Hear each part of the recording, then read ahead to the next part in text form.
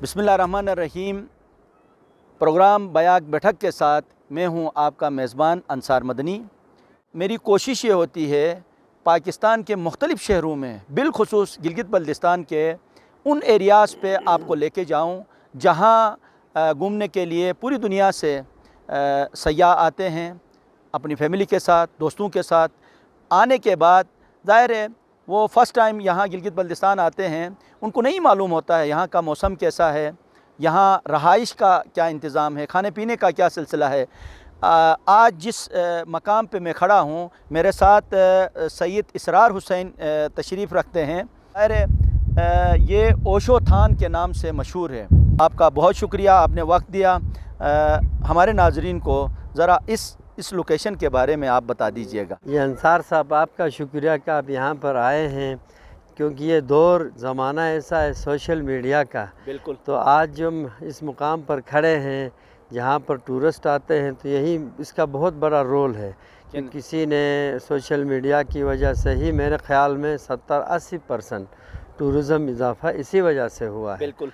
तो बहरहाल ये जो जिस मुकाम पर मैं खड़ा हूँ ये ओशो थांग के नाम से होटल है, जो कि ओशो थांग ब्रिटिश की ज़बान का लफ्ज़ है। लोग हैरान होते हैं ये क्या चाइनीज़ लफ्ज़ है। सही। लेकिन क्योंकि ओशो थांग हमारा कल्चर, हमारा इसके बैकग्राउंड में जाए तो इसका मानी है शाही मेहमान खाना। अच्छा। तो जब ये नाम मैंने बहुत बड़ा रखा है तो इस नाम को के लाज रखने के लिए मैं तगदो में हूँ। सही। तो क्योंकि ये शाही मेहमान खाने में किस तरह अपने मेहमानों की पुरआसाइश खिदमत के लिए तैयार रहना पड़ता है, तो इस वजह से मैं कोशिश में हूँ।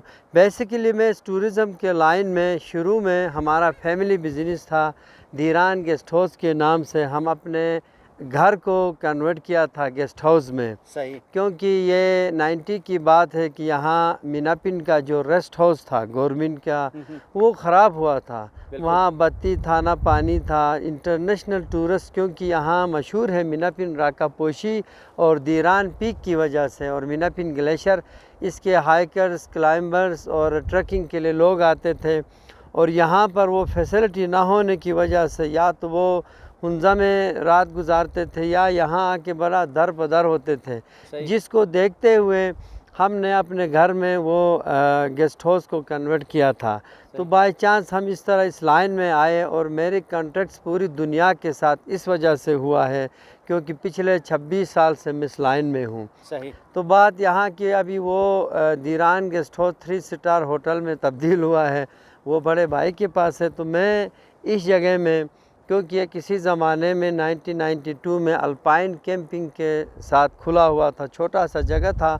बाद में इसको फिर मैं यहाँ आया क्योंकि जो टूरिस्ट इस वक्त आते हैं डोमेस्टिक टूरिज़म का भी ज़ोर है, तो उसको देखते हुए फिर मैंने एक्सटेंशन किया। यहाँ लगभग कोई 22 रूम्स हैं, साथ साथ कोई हमने नया ये डिज़ाइन यूर्थ जो मंगोलियन स्टाइल लग्जरी टेंट कहते हैं, जो चाइना से मंगवाए हैं, अभी हाँ तैयार होने के मराहिल में हैं। अच्छा शाह साहब, बहुत ज़बरदस्त आपने पूरे एरिया के हवाले से आपने बताया, और ये जो नया आपने इजाफ़ा किया है आने वालों के लिए ज़ाहिर आसानियाँ पैदा होंगी। अच्छा, इस एरिए में जहाँ हम खड़े हैं इसमें सामने भी ग्लेशियर हमें नज़र आ रहा है, इस साइड पे भी ग्लेशियर नज़र आ रहा है। तो जो लोग बाहर से आते हैं, आने के बाद वो हमारे इस एरिए की तारीफ़ करते हैं, खाने पीने की तारीफ़ करते हैं, या लोगों के बिहेवियर के हवाले से जो है वो मुतासिर होते हैं? जी, ये तीनों बहुत ज़रूरी है एक टूरिस्ट के लिए कि वहाँ का जो इलाका है वो खूबसूरत भी हो, वहाँ के खाने भी लजीज हों, और बिहेवियर सबसे बड़ा इम्पोर्टेंट है कि यहाँ की जो हॉस्पिटैलिटी है वो हमारे रवायात में शामिल है। जब तक हम अपने मेहमान नवाजी जो हमारी है उसको बरकरार रखेंगे तो ये टूरिज़म रहेगा हमारे पास। जब तक ये हमारे हाथ से निकल जाएगा वो टूरिज़म भी ख़त्म हो जाएगा। तो सब ये जो बाहर से आता है या पाकिस्तान के मुख्तलिफ़ इलाक़ों से आते हैं, उनको सबसे बड़ा खुशी इस बात की होती है कि यहाँ होटल लाइन से हट के आम ज़मींदार, आम लोग भी मेहमान नवाजी करते हैं उनकी मेहमान नवाजी में कोई कसर नहीं छोड़ते हैं। सही। वो जो मुस्कुराते हुए चेहरे हैं वो उनके लिए यादगार रहता है पूरी ज़िंदगी। इसी वजह से टूरिज़म यहाँ डेवलप हुई है। मेरे ख़्याल से टूरिज़म को डेवलप होने में या टूरिस्ट आने में होटल या बड़े बड़े होटल्स का हाथ नहीं है, ये हॉस्पिटलिटी है। अगर लोगों के बिहेवियर अच्छे हों तो वहाँ टूरिस्ट आते हैं। पाकिस्तान की चंद और इलाके जहाँ बहुत खूबसूरत है लेकिन टूरिस्ट नहीं जाते हैं, वजह यही है कि लोग वेलकमिंग नहीं करते हैं। तो इसका सबसे बड़ा जो यहाँ का मेन रोल है वो हॉस्पिटलिटी है, मेहमान नवाजी है, जो कि हमारे पुरानी रवायात में हमारे खून में शामिल है।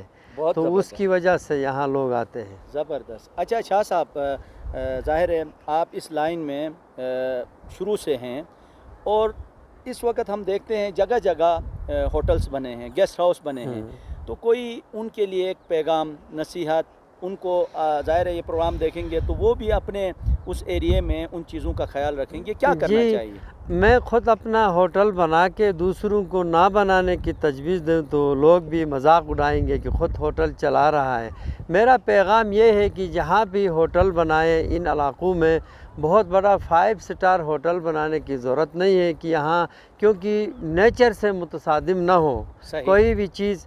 ज़रूरी है कि यहाँ 1000 आप कमरे भी बना सकते हैं लेकिन वो देखने में अजीब व गरीब ना लगे, क्योंकि नेचर जो है आपका ये ख़राब ना हो। इसमें अगर ये होटल्स इस तरह 4-5 मंजिला होटल्स की इमारतें बन जाएंगे तो ये आप उसको पोल्यूशन कहें। सही। तो ये एक पोल्यूशन है, तो इससे गुरेज करे। बेशक टूरिज़म से कमाई हासिल करे, इससे फ़ायदा ले ले, लेकिन इस तरह का जो माहौल होगा जो एक अजीब गरीब लगेगा माउंटेन्स के अंदर, वो ना हो।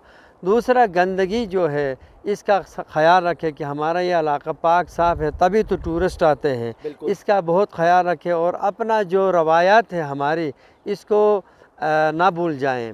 सबसे पहले हॉस्पिटलिटी है जो हमारी, क्योंकि ऐसा टाइम भी आता है कि हमें गुस्सा आता है, किस्म के लोग आते हैं, तो उस गुस्से पे थोड़ा सा बर्दाश्त करें और हमारे रवायात को इसी तरह बरकरार रखें। होटल ज़रूर बनाएं लेकिन चंद चीज़ों का ख्याल रखें, क्योंकि हमारा मजहबी फरीज़ा भी यही है और हम जिस बैकग्राउंड से हैं और हमारी जो रवायात हैं उसको साथ साथ आगे जाएं। ज़बरदस्त। अच्छा शाह साहब, ज़ाहिर है पूरी दुनिया से आपके पास आते हैं, खुसूसन पाकिस्तान के मुख्तलिफ़ शहरों से, तो वो वहाँ से जब निकलते हैं तो उनको पता नहीं होता है कौन सा एरिया है, वहाँ का मौसम क्या है, वहाँ के खाने पीने के हवाले से क्या है।